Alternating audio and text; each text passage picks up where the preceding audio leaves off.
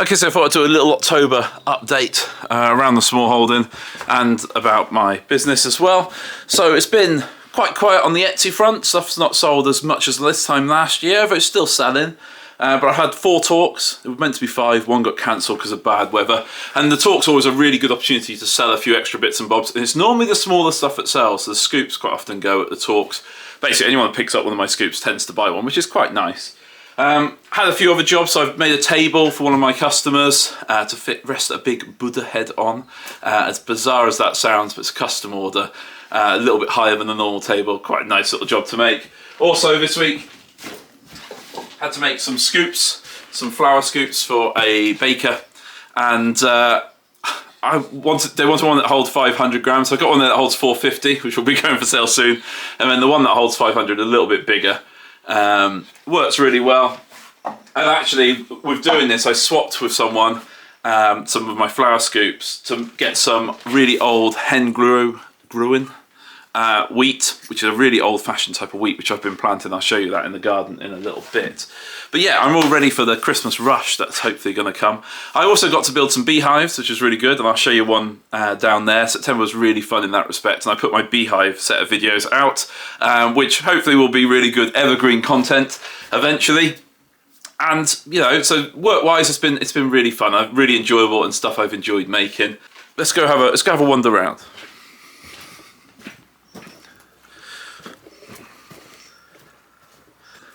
So what I'm planning on doing is a year's total self-sufficiency in the future, and I need to build up to that. And I need to have a decent seed bank for it. And the one thing I need lots of is wheat. So to build my seed bank and to do it in a controlled way before I go ploughing up the field or anything, is I've got 5 beds here, which are sown to that wheat as well.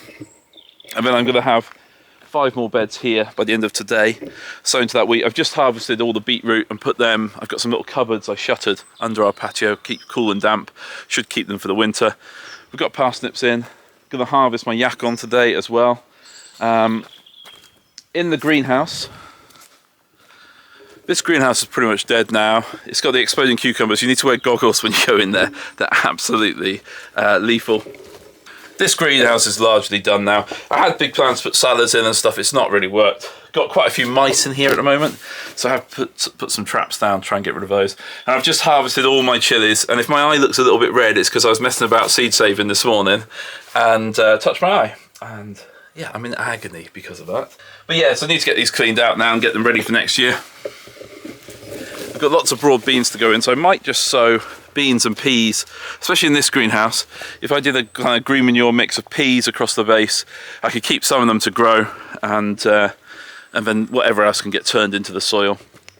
You see, pulled out the tomatoes here. Yeah, got the yak on, which we'll harvest. And I'm gonna hopefully make a diabetic sauce for my daughter, which will be inulin rather than sugar, and it'll be a real nice sweetener for her to put on stuff, potentially. Last year, the rats ate them all, so we'll see what's left underneath. The polytunnel, much of the mess as it is, everything's kind of dying off now. I've got a few tomatoes left. I keep saying it's the last harvest of tomatoes every time, and yesterday we ended up having like a tomato sausage stew with, you know, kilos and kilos of tomatoes in it. So every time I say it's the last one, but I think genuinely yesterday's was, although looking there is a load of those, what they ones called. There's a load of those black tomatoes there, which are really tasty. And I can see some of them have gone red since yesterday. So maybe there'll be another pull of tomatoes out here. It'd be nice if there was. And the down the bottom, Millefleur, it's like hundreds on there, and they just still keep ripening. Got lots of seed to give away from it for next year as well. And it's really good. I'm going to paint my beehive in here with the linseed oil paint. So it's a multi-purpose space. It works quite well in that respect. So coming up back to the top of the garden and going out this way. The compost bin is very full, and I should have turned it over, but what I've actually got is these 2 bays completely full of straw at the moment. Gets really wet here in the winter. Really handy to have like a supply of straw. Although I've got loads of wood shavings, it's not a problem. You know, I produce bags and bags of wood shavings a week. But without a bed of straw for them to sit on, they just kind of sink away and disappear. So I always find you've got to put some straw down first before you put down the wood shavings.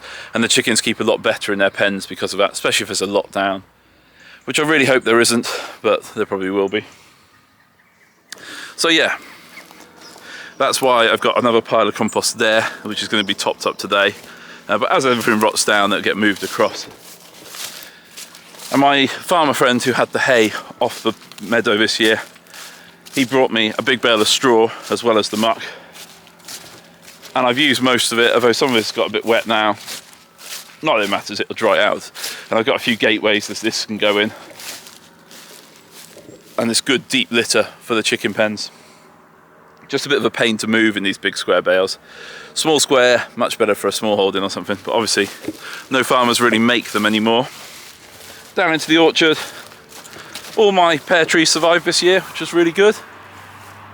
And I also had a really good, you know, might have seen it on the last video, nice crop of plums off some different trees as well, from these bigger plum trees at the back there. Just really nice to get going with that. Most of my gooseberries survived, one didn't come up, actually. Yeah, so I'm hoping like the gooseberries are going to be really good in the coming years. It's funny, this space here, this chicken was a chicken pen, and there's been no chickens in it this year, and actually, not having the chickens in there has really let it go to rack and ruin. I'm far better off with some chickens in this pen.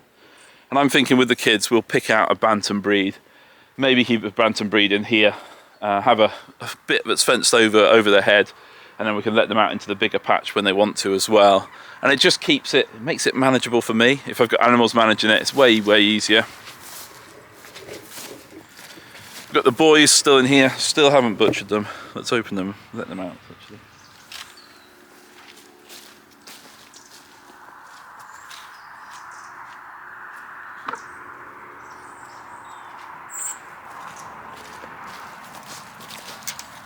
These three are on borrowed time. Should have been done months ago. But the three of them get on quite well, they don't fight, so it's not so bad. And the orchard's been amazing. Really rather abundant. And every year I say about how good Scotch Bridget is. But even when it has a heavy year, it still crops well the next year. It doesn't slip into biannual cropping. And can you see the amount of apples down there? Still apples on the tree in it.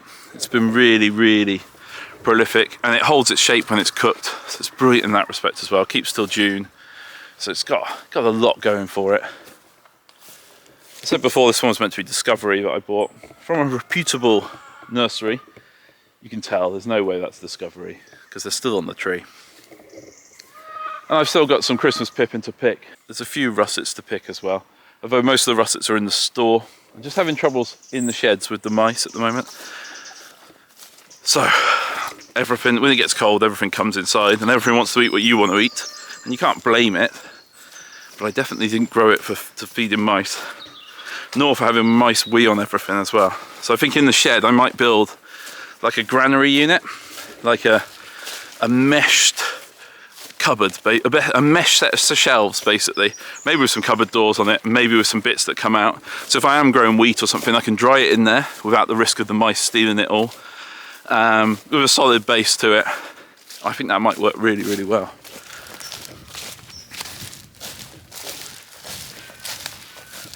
And here's one of the beehives I built from scratch, and I've got a full series of videos on how to make this and the hive stand. Really quite pleased with this, painted with linseed oil paint. Really can't wait to get some bees in this next year. I think it's going to be absolutely brilliant. Yeah, the girls have said they want 9 hives full of bees by the end of next year, but we'll see how we go on that one.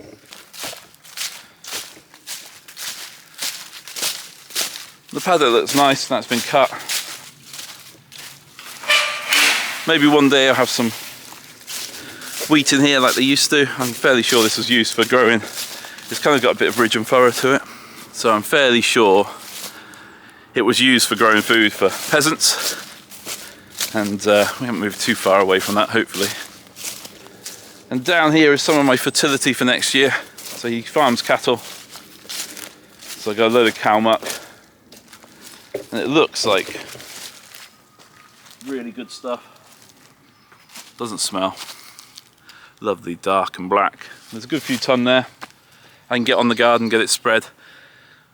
But the idea of doing the wheat like I've done it on the easy beds of the garden that I've really maintained over the last kind of 10, 12 years, the top end. So the idea is it'll push me down into the bottom of the garden. I need to kind of get that back into operation. A few years ago it was really, really good, all of it, and I've let it slip. So by taking up the first lot of beds, I'm going to have to push back into it and get on top of those, build the raised beds that I've bought ready, the timber I've bought for it. I bought some sweet chestnut, get those in, and then, yeah, I can go from there and hopefully get a lot more growing. I've got that other greenhouse. I've got some sleepers in a trailer, which will be perfect for the base for it. So I still haven't started with this bit. Crash through the fence. There'll be a lot to chip. There'll be a lot of branches to cut up for firewood, and then hopefully there'll be some other uses for it as well. We've got this and the whole fallen oak tree as well. I've got probably a good few weeks of just messing around, getting wood sorted and things looking better. I could start now. Like I said, I'd love to lay this hedge. It's finding the time. When I'm laying a hedge, I'm not making money. And even when you're kind of alright for money, when you're self-employed, you kind of worry when you're not. So yeah, this all needs coming out. Be nice to shut this gate again. And you see into my little coppice here, the blackthorn. So many slow berries, like grapes. They're always fun if you're going for a walk with someone, try and make them eat one of these. Oh no, they're edible. Yeah, so the blackthorn comes up everywhere. I'd really like to get in there this year, chip all that, the blackthorn, and try and get on top of it. The apple trees, these are all grafted ones I put down here myself. These have been great, and I got bags and bags of fruit out of these. Some we just put straight into the dehydrator because it wasn't late apples, it was early apples, and so we've done that, got them into the store. And here you can see the beehives. Quite quiet for a beehive this time of year. I haven't put the mouse guards on yet. That is probably my next job. Something I should have done. My beekeeping group would be telling me that I'm late putting those on. But there's no mice have got in there, so that's all right. And been hefting them, so you have to go in and heft them, see what the weight is, make sure they've got enough stores. That's the main thing. Didn't have any cider apples off these few cider trees actually. And I'd like to get this, maybe I'll borrow one of Dad's robo-cuts, clear this area here, and sow the rest of this down to willow, because it's kind of not doing anything, and it'd be nice to have some basket willow. So this whole section be basket willow for next time, and get it to come on. There is a few down there which I can take cuttings from, different colours. And then the rest of my coppice, 3 year, 2 year, 1 year, going really, really well. And I'm looking forward to getting into this and getting this next section cut down. But there's no rush. I've got months yet. It would be nice to have it done earlier rather than later. At least I know it's done then. It'd be a shame to miss a year. So I've got another 2 sections to cut. It's looking really good. So yeah, lots to do. Lots to keep me occupied and keep me outside, which I like, and keep me busy. So yeah. Thanks for watching, guys. See you next time. The other way up, the other way up. In my face. It's smashing at me.